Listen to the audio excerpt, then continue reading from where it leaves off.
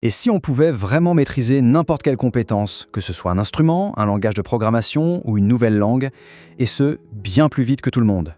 Le truc, c'est qu'à l'école, on nous a appris une méthode qui est en fait conçue pour l'oubli. Dans cette analyse, on va décortiquer un cadre d'apprentissage accéléré qui va complètement changer la donne. Alors, comment on s'y prend concrètement? Voici notre feuille de route. D'abord, on va déconstruire le fameux mythe de la mémorisation. Ensuite, on explorera le principe des 80-20, puis les techniques de rappel actif et d'espacement. On verra aussi l'importance de la pratique et de l'enseignement. Et enfin, on terminera sur comment se bâtir un environnement qui favorise la discipline. Allez, on attaque direct avec la première partie, le mythe de la mémorisation. Et on va voir pourquoi le système scolaire, tel qu'on le connaît, nous met en fait sur la voie de l'oubli. Voilà l'idée centrale, et il faut bien la comprendre. Mémoriser, ce n'est pas apprendre. L'école nous a conditionnés à quoi? À stocker des informations juste le temps d'un examen, pour ensuite tout effacer dès qu'on a rendu notre copie. Le véritable apprentissage, c'est tellement plus profond que ça. Et là, on voit la différence fondamentale, noir sur blanc. D'un côté, la méthode scolaire nous piège dans un cycle sans fin, mémoriser puis oublier. De l'autre, une méthode vraiment efficace vise la compréhension profonde pour une rétention qui dure. C'est la différence entre un effort complètement perdu et la construction d'une base de connaissances solide. Et ça, c'est un point absolument crucial. L'apprentissage, c'est un sport de contact. Il faut mettre les mains dans le cambouis. Lire passivement un livre ou enchaîner les tutoriels sans jamais rien faire, ça ne mène nulle part. Le savoir, il s'ancre par l'action, par l'engagement direct. On enchaîne avec le deuxième principe clé, la fameuse règle des 80-20. C'est l'art de se concentrer sur l'essentiel pour obtenir un maximum de résultats. C'est le principe de Pareto et c'est une véritable pépite. En gros, seulement 20% de nos efforts, s'ils sont bien ciblés, vont produire 80% de nos résultats. L'idée, c'est donc d'arrêter de perdre son temps sur les 80% de détails superflus et de mettre toute son énergie sur le 20% qui compte vraiment. Et concrètement, ça donne quoi? Pour une langue, au lieu de s'épuiser à apprendre 10 000 mots, on se concentre sur les 1000 mots les plus courants. Ils couvrent la grande majorité des conversations de tous les jours. Pour la guitare, on maîtrise les accords de basse qui permettent de jouer des centaines de morceaux. L'objectif, c'est toujours le même. Identifier ce noyau dur de 20% qui débloque tout le reste. Bon, maintenant, voyons comment on peut littéralement bâtir un cerveau plus fort. Pour ça, on a deux outils surpuissants, le rappel actif et l'espacement. Ce sont les techniques qui vont rendre notre apprentissage permanent. Le piège dans lequel la plupart des gens tombent, c'est de se concentrer sur l'apport passif. Lire, regarder des vidéos, écouter des podcasts. Mais le vrai apprentissage, le moment où ça s'ancre, c'est lors de la production active. Faire, pratiquer, essayer d'enseigner. C'est ce passage de la consommation à la production qui grave les connaissances dans le cerveau. Alors, le rappel actif, c'est simple mais redoutablement efficace. D'abord, on absorbe l'info, ok?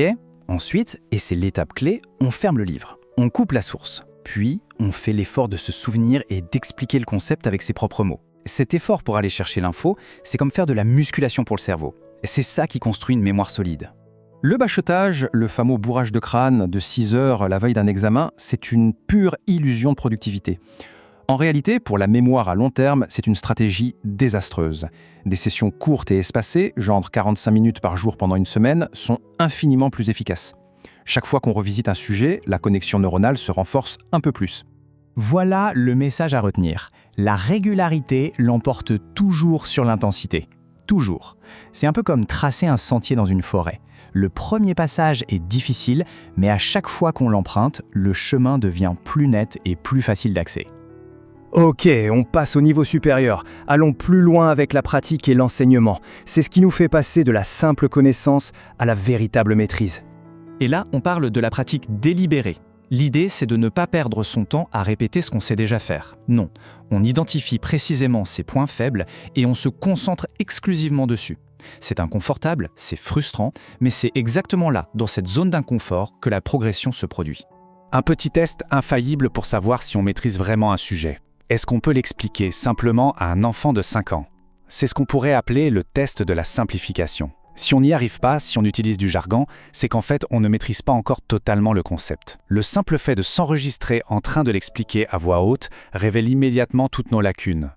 Toutes ces techniques sont excellentes, mais sans un système pour les appliquer, elles ne servent à rien. On arrive donc à la dernière partie, concevoir pour la discipline. Il s'agit de se construire un environnement qui nous pousse vers le succès. La clé, c'est de se créer un environnement anti-paresse. Concrètement, ça veut dire quoi? On éteint son téléphone, ou encore mieux, on le met dans une autre pièce. On élimine toutes les distractions avant de commencer à travailler. Et surtout, on oublie le multitâche. C'est une illusion. Le cerveau humain ne peut se concentrer que sur une seule chose à la fois. Et un dernier point, mais qui est peut-être le plus important, ne jamais ou grand jamais négliger le repos. Le sommeil, ce n'est pas négociable. C'est la nuit que le cerveau fait le tri, qu'il consolide les informations de la journée. Saboter son sommeil, c'est tout simplement saboter son apprentissage. Le repos n'est pas l'ennemi du progrès, il en est le carburant essentiel. Tout ça nous amène à un changement de mentalité qui est fondamental. Il faut arrêter de se dire « je n'y arrive pas » et commencer à se dire « je n'y arrive pas pour l'instant ». Ce petit ajout « pour l'instant », ça change absolument tout. Ça transforme un état de fait en un processus. Ça oriente le cerveau vers le potentiel, pas vers l'échec. Personne ne va nous apporter le savoir sur un plateau d'argent. Il faut se lancer, se salir les mains, échouer et recommencer encore et encore. C'est l'action qui crée la confiance, pas l'inverse.